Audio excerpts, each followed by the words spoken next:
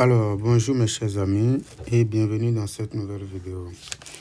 Aujourd'hui, nous allons déterminer la primitive d'une fonction qui s'annule en 0. Ici, ce qu'on nous demande premièrement, c'est de trouver les primitives, c'est-à-dire les fonctions f de x, telles que f' de x est égal à petit f de x. Après, puisque parmi les primitives, d'accord, on veut la primitive qui s'annule, qui prend la valeur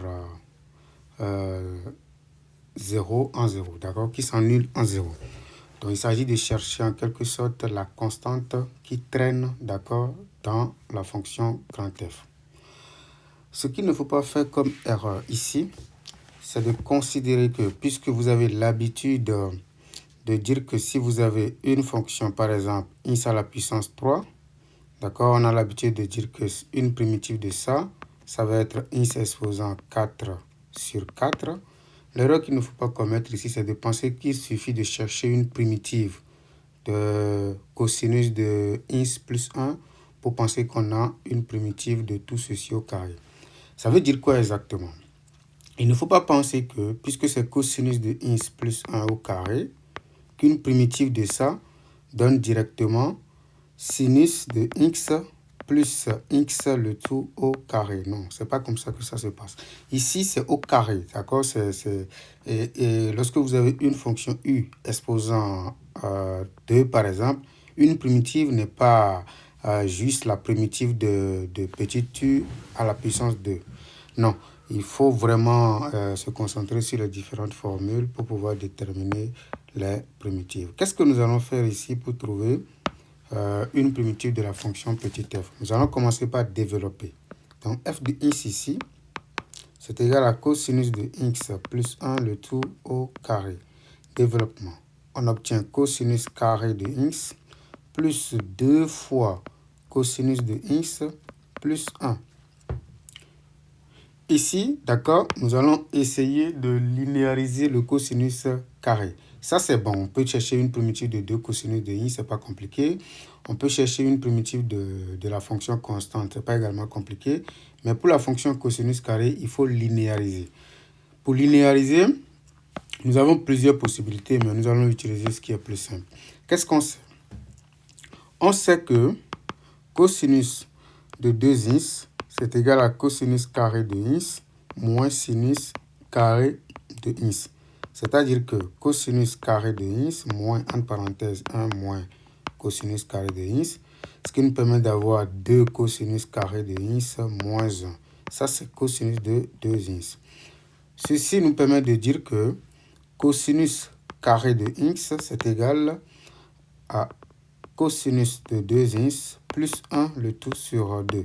Donc, on peut dispatcher les choses pour dire simplement que nous avons cosinus de 2x sur 2 plus 1 sur 2. Autrement dit, nous avons 1 demi plus 1 demi de cosinus de 2x. Ça, c'est l'expression exacte de cosinus carré de x. Du coup, notre fonction petit f devient quoi? Petit f de x donne 1 demi plus 1 demi de cosinus de 2x. Ça, c'est exactement cosinus carré de x. Maintenant, nous allons remplacer 2 cosinus de x, d'accord, et le terme constant. Donc, plus 2 cosinus de x plus 1. On va essayer de réduire un peu. On obtient 1 demi plus 1, ça nous donne 3 sur 2.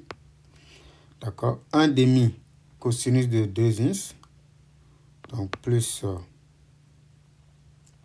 1 sur 2 cosinus de 2x, plus 2 cosinus de x. Ici, puisque nous avons, on peut chercher une primitive de la fonction constante 3, on peut chercher également une primitive de cette affaire-là, on peut chercher une primitive de cette affaire. Je rappelle juste les primitives suivantes. Pour une constante donnée, une primitive de ça, c'est a fois x, d'accord, plus une constante, bien évidemment. Pour la fonction cosinus de ax avec a différent de 0, une primitive de cette affaire-là, c'est égal à 1 sur a sinus de ax.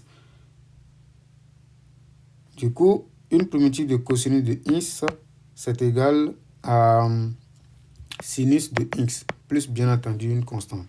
Donc ici, pour f de x égale à tout ce machin-là, pour chercher une primitive de ça, on va dire que ça fait grand f de x égale à 3 demi de x plus, au niveau du cosinus de 2x, ça nous donne 1 sur 2, d'accord? 1 sur 2 fois 1 demi, ça nous donne 1 quart, ce qui donne 1 quart sinus de 2x. Au niveau du cosinus de x, ça nous donne 2 sinus de x, ce qui donne 2 sinus de x plus maintenant une constante. Maintenant, on nous dit par hypothèse que la fonction s'annule, la primitive s'annule en 0. C'est-à-dire que f de 0, c'est égal à 0. f de 0 égale à 0 signifie quoi? On va remplacer dans toute cette affaire-là le x par 0. x égale à 0, ça donne 0. Donc 0 plus x égale à 0 ici, ça donne 0. Plus x égale à 0 ici, ça donne 0. Plus c égale à 0. Ce qui nous permet de dire que la constante c est égale à 0. Par conséquent, pour écrire la primitive qui s'annule en 0, on va juste faire une copie de toute cette affaire-là, puis on remplace c par la valeur 0, ce qui donne 3 demi de x, plus 1 quart sinus de 2x, plus 2 sinus de x. Voilà, ça c'est la primitive de la fonction petit f qui s'annule en 0. Donc c'est la fin de cette vidéo, n'hésitez pas à vous abonner pour plus de vidéos. Merci.